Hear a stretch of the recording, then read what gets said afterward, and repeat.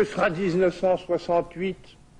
L'avenir n'appartient pas aux hommes et je ne le prédis pas. Pourtant, en considérant la façon dont les choses se présentent, c'est vraiment avec confiance que j'envisage pour les 12 prochains mois l'existence de notre pays. Qui pouvait, en effet, prévoir l'imprévisible? La France gaulienne prospérait. Fouettée par une croissance sans précédent de la production industrielle, l'Hexagone se transforme. Le pays se modernise. En quelques années, le chambardement est inouï. L'impératif économique prime. Les responsables sont convaincus que le progrès technique, l'abondance matérielle, résoudront les tensions sociales. Les biens d'équipement qui déferlent dans les vitrines donnent l'impression que la société tout entière est entrée dans l'ère de la consommation. C'est aller vite en besogne. Les 30 glorieuses ne le sont pas pour tout le monde. L'expansion miraculeuse creuse également les inégalités. Mini-moc et mini-jupe. Le phénomène majeur des années 60, il est là. L'apparition fracassante sur la scène sociale d'une génération nombreuse, les enfants du baby-boom. La jeunesse n'est pas une classe, mais elle a ses repères, ses rites, ses signes de reconnaissance, sa musique. Mes copains sont à moi. Une révolution culturelle où Lennon compte plus que Lénine bouscule les codes sociaux. Dans la France pompidolienne règne un ordre moral archaïque.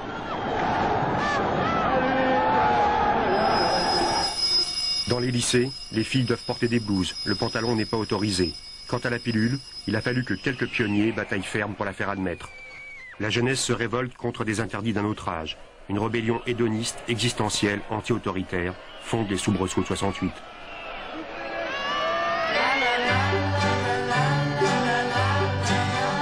En apparence, le boulevard Saint-Michel semble immuable. En réalité, le quartier latin explose sous les effets de la croissance des effectifs étudiants. Ils ont presque triplé en 10 ans. On se rendait bien compte que l'université n'était pas adaptée aux besoins, que des méthodes d'enseignement, que la façon d'accueillir les étudiants, que l'équipement, bibliothèque ou autre chose n'était pas au point. Et on sentait bien que la jeunesse avait des aspirations qui n'étaient pas satisfaites. Les étudiants ne sont plus des fils à papa, des héritiers. L'accès à l'université s'est démocratisé et les enfants des couches moyennes sont particulièrement sensibles à la misère étudiante. Ainsi, ce milieu, par nature turbulent et frondeur, se transforme en acteur social, en plaque sensible des contradictions d'une société écartelée entre modernisation et immobilisme. Nanterre, laboratoire détonnant, est un terrain de prédilection pour l'action d'une minorité ultra-politisée. Ces militants, qu'on appelle déjà gauchistes, qui rejettent aussi bien le modèle occidental que le système communiste, cherchent, au-delà des frontières, la révolution radicale, pure et dure.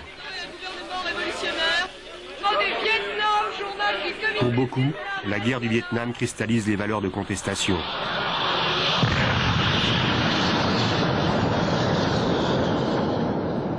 De Berlin à Tokyo, Berkeley ou Rome, la fièvre révolutionnaire s'enflamme pour la lutte d'un petit peuple martyrisé par la plus grande puissance du monde. Le 20 mars 68, des militants qui avaient cassé la vitrine de l'American Express sont interpellés. Pour protester contre leur arrestation, le 22 mars, 142 étudiants, emmenés par un rouquin, élève en sociologie, passent à l'action. Pendant tout le mois d'avril, l'escalade se poursuit sur le campus, jusqu'à la paralysie. À cet instant, le recteur s'inquiète et fait fermer les amphis. Je crois que c'est la première fois que nous voyons cela. C'est-à-dire que, de fait, ici, nous occupons la Sorbonne. Le recteur de l'Université de Paris, le couvre entièrement, a fait appel aux gardiens de la paix municipaux. Il y a eu une erreur d'exécution. C'est que dans cette évacuation de la cour de la Sorbonne, on aurait pu se contenter de pousser les étudiants vers la sortie et la police les a embarqués pour procéder à ce qu'elle appelle des vérifications d'identité. C'est la routine de la police dans ces cas-là, où ceux qui étaient dans la Sorbonne mais qui n'avaient pas été embarqués dans les paniers à salade ont cru qu'on emmenait leurs camarades en prison et se sont mis à lancer des pierres sur les paniers à salade et ça a été la première échauffourée grave.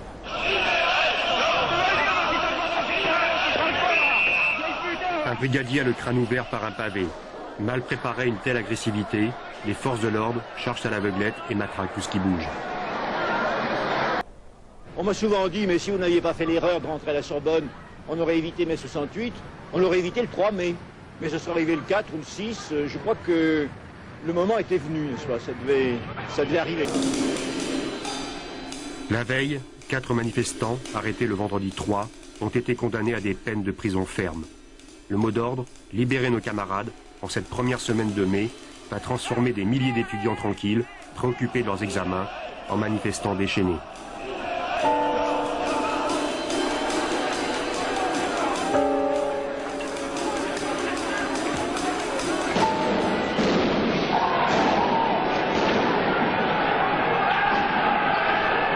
Vers 14h30, au croisement de la rue Saint-Jacques et du boulevard Saint-Germain, commence la première bataille de la journée. Les manifestants seront foulés par la place Maubert, où pendant plusieurs heures, un duel d'artillerie, pavé contre grenade, va les opposer aux policiers. La place est prise et reprise. Le préfet de police, venu sur place, est stupéfait de la violence des affrontements.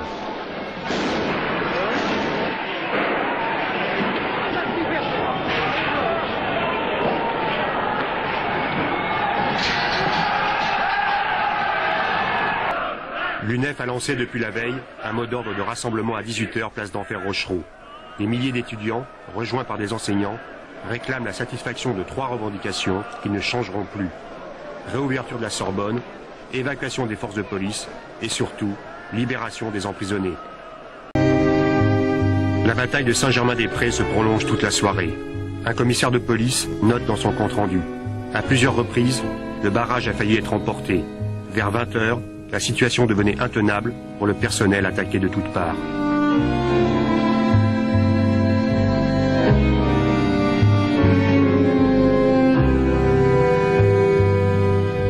On décompte, au soir du 6 mai, après 12 heures de bagarre, 487 blessés, dont 200 policiers.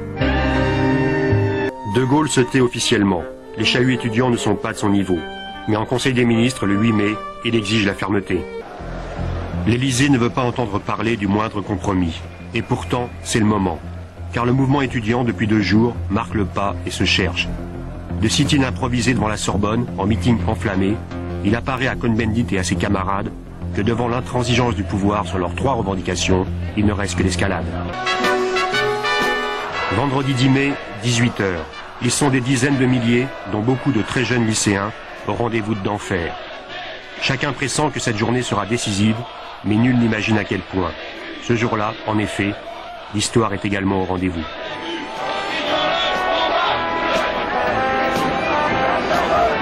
Et on a assisté à ce spectacle hallucinant, de milliers d'étudiants formant des chaînes, un peu comme sur les barrages de Chine populaire, pour édifier les barricades à partir de pavés et de tout ce qui pouvait servir pour élever des murs.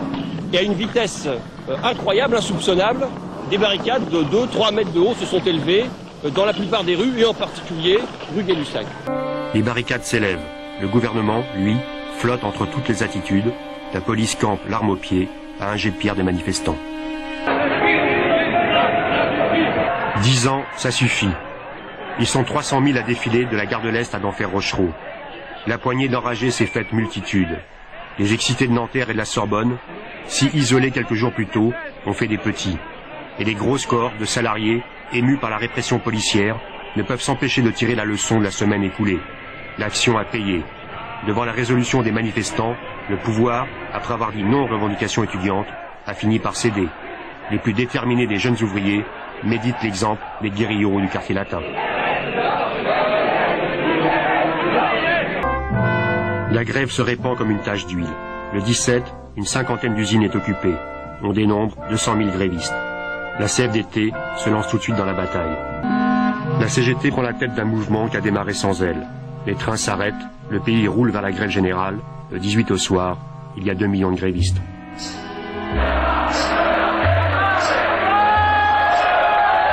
Pour les révolutionnaires de la Sorbonne, la grève est un cadeau du vieux Marx. Saisis par les frissons du grand soir, ils rêvent d'alliance avec ce prolétariat mythique, paré de toutes les vertus, et surtout de celle de faire la révolution.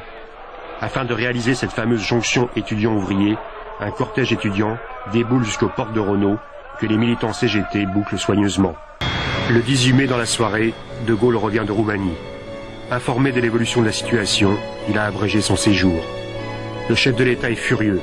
Il suffit que De Gaulle s'en aille et tout s'écroule, glapit-il devant ses ministres au garde à vous. Le général retrouve un langage de militaire et chacun en prend pour son grade.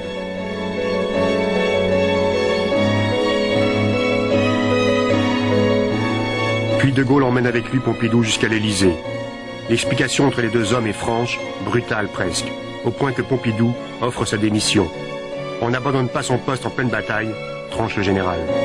Après la réunion, Pompidou ne révèle rien de la colère du chef de l'État. S'adressera-t-il aujourd'hui à la nation?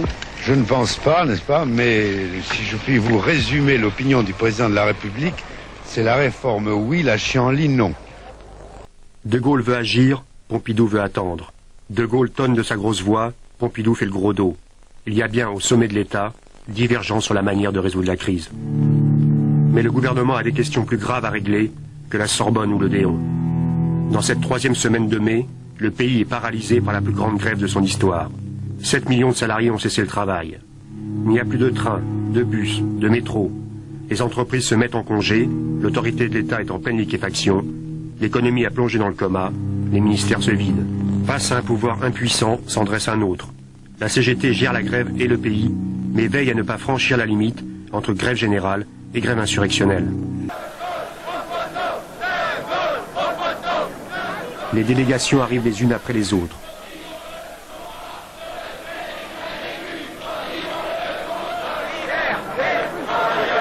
À 20h, De Gaulle parle. Tout le monde comprend évidemment quelle est la portée des actuels événements universitaires, puis sociaux. On y voit tous les signes qui démontrent la nécessité d'une mutation de notre société. J'ai décidé de soumettre au suffrage de la nation un projet de loi par lequel je lui demande de donner à l'État, et d'abord à son chef, un mandat pour la rénovation. Françaises, Français, au mois de juin, vous vous prononcerez par un vote. Au cas où votre réponse serait non, il va de soi que je n'assumerai pas plus longtemps ma fonction. Il a dit n'importe quoi. Il a dit n'importe quoi. Cette fois, la magie des mots n'a pas suffi. Adieu De Gaulle, crient des milliers de poitrines. Et tout de suite, l'atmosphère se charge d'électricité. Mais la police intervient très vite pour dégager les abords de la place de la Bastille.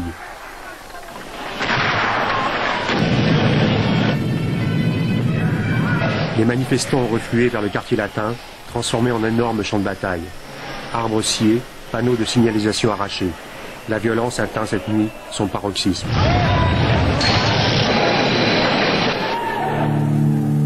À Lyon, un commissaire de police est tué par un camion lâché sur les forces de l'ordre.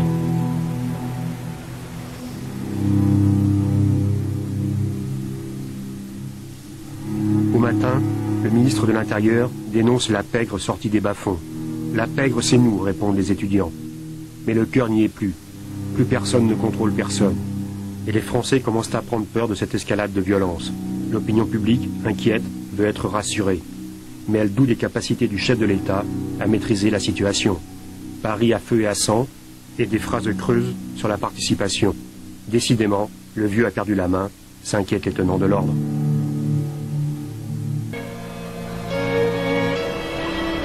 De Gaulle a échoué, reste Pompidou. Le Premier ministre a tout misé sur la rencontre sociale au sommet. Il veut dissocier les revendications ouvrières de la contestation étudiante. S'il parvient à un accord avec la CGT, la partie est gagnée. Le jeune secrétaire d'État à l'emploi, Jacques Chirac, a préparé le terrain. Samedi 25 mai à 15h, les délégations syndicales et patronales arrivent rue de Grenelle au rendez-vous de la dernière chance. Nous sommes arrivés à un ensemble de conclusions positives et dont on peut dire qu'elles constituent un accord.